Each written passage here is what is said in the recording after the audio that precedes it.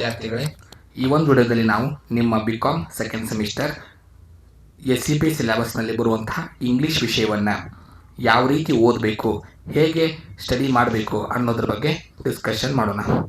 So ಒಟ್ಟು 3 ಸೆಕ್ಷನ್ಗಳನ್ನ ಒಳಗೊಂಡಿರುತ್ತೆ ನಿಮ್ಮ ಪ್ರಶ್ನೆ ಪತ್ರಿಕೆ. ಮೊದಲೇ ಸೆಕ್ಷನ್ ಏನಿದೆ ಎ ಸೆಕ್ಷನ್, ಇದು 1 ಮಾರ್ಕ್ಸ್ಗೆ ಕೇಳುವಂಥ ಕ್ವಶನ್ ಆನ್ಸರ್.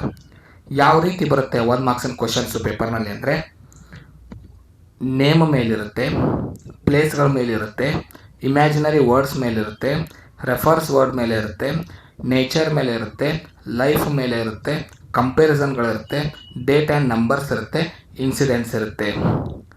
10 ಅಂಕಕ್ಕೆ ಇರುವಂಥ ಈ ಸೆಕ್ಷನ್. ಫಾರ್ ಎಕ್ಸಾಂಪಲ್, ಈಗ 1ನೇ ಟಾಪಿಕ್ ಏನಿದೆ, ನಾನು 1 ಮಾರ್ಕ್ಸಿಗೆ ಹೇಳಿದ ಪ್ರಕಾರ ನೇಮ್ ಅಂತ ಇದೆ. Red Chief, Bill, Sam, Chikovik. So ಈ ರೀತಿಯಾಗಿ ನಿಮಗೆ ಲೆಸನ್ನಲ್ಲಿ ಪೋಯಮ್ಸ್ನಲ್ಲಿ ನೇಮ್ಗಳು ಬರುತ್ತೆ. ಅದರ ಮೇಲೆ ಪ್ರಶ್ನೆ ಕೇಳ್ತಾರೆ. ಪ್ಲೇಸ್, ಈಗ ಫಾರ್ ಎಕ್ಸಾಂಪಲ್ ಪ್ಲೇಸಿಗೆ ಕೇವ್, ಆ ರೆಡ್ ಚೀಫ್ನ ಅವರು ಕಿಡ್ನ್ಯಾಪ್ ಮಾಡಿ ಕೇವ್ ಒಂದು ಗುಹೆಯಲ್ಲಿ ಇಟ್ಟಿರ್ತಾರೆ. ಸ್ವಾಮಿ ವಿವೇಕಾನಂದರವರು ಭಾಷಣ ಮಾಡಿದ ಪ್ಲೇಸು ಚಿಕಾಗೋ. ಲೇಖಕರು ಫೋಟೋ ತೆಗೆಸ್ಕೊಳ್ಳಲು ಹೋಗಿದ್ದು ಫೋಟೋ ಸ್ಟುಡಿಯೋ. ಈ ರೀತಿಯಾದ ಪ್ಲೇಸ್ಗಳ ಬಗ್ಗೆ ಪ್ರಶ್ನೆ ಕೇಳ್ಬೋದು.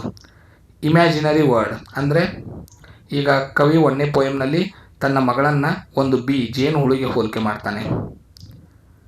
ವುಡ್ ಪೋಯಮ್ನಲ್ಲಿ ಕವಿ ಮರದ ಒಂದು ಅರಣ್ಯದಲ್ಲಿ ನಿಂತಾಗ ಅವನಿಗೆ ಎಚ್ಚರಿಕೆ ಕೊಡೋದು ಯಾವುದು? ಕುದುರೆ, ಹಾರ್ಸ್. ಈ ರೀತಿಯಾದ ಇಮ್ಯಾಜಿನರಿ ವರ್ಡ್ಸ್.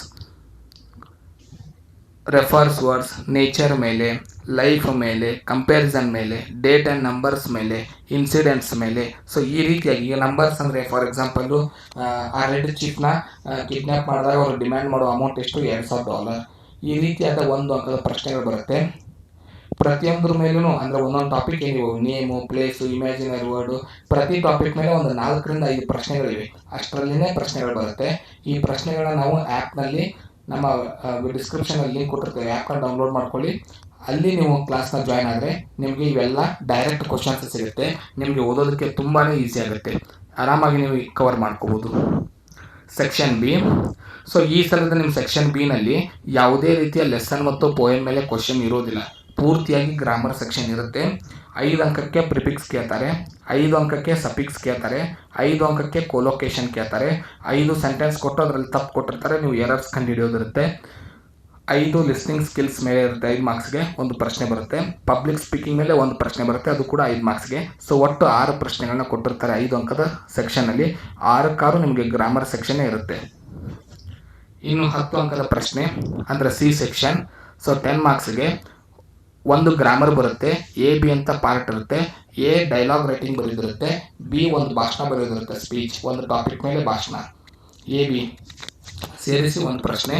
ಇದನ್ನು ಬಿಟ್ಟರೆ 10 ಮಾರ್ಕ್ಸ್ನಲ್ಲಿ 2 ಪೋಯಮ್, 2 ಲೆಸನ್ ಕಂಪಲ್ಸರಿ ಸಮ್ರಿ ಬರುತ್ತೆ.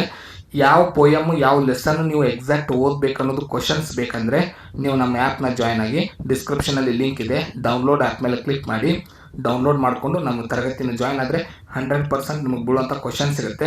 ಯಾವುದೇ ರೀತಿ ಇಂಗ್ಲೀಷ್ನಲ್ಲಿ ನಿಮ್ಗೆ ಸ್ಟ್ರೆಸ್ ಆಗೋದಿಲ್ಲ. ಈಸಿಯಾದ ಟಾಪಿಕ್, ಈಸಿಯಾಗಿ ಎಷ್ಟು ನೆನಪಿಟ್ಕೋಬೇಕು ಅಷ್ಟೇ ಮ್ಯಾಟ್ರಸ್ನ ನಾವು ಅಪ್ಲೈ ಮಾಡಿ ನಿಮಗೆ ತಿಳಿಸ್ಕೊಡ್ತೀವಿ. ಮುಂದಿನ ತರಗತಿಯಲ್ಲಿ ಮತ್ತೊಂದು ವಿಷಯದ ಇಂಪಾರ್ಟೆಂಟ್ ಪ್ರಶ್ನೆಗಳೊಂದಿಗೆ ಸಿಗೋಣ. ಧನ್ಯವಾದಗಳು.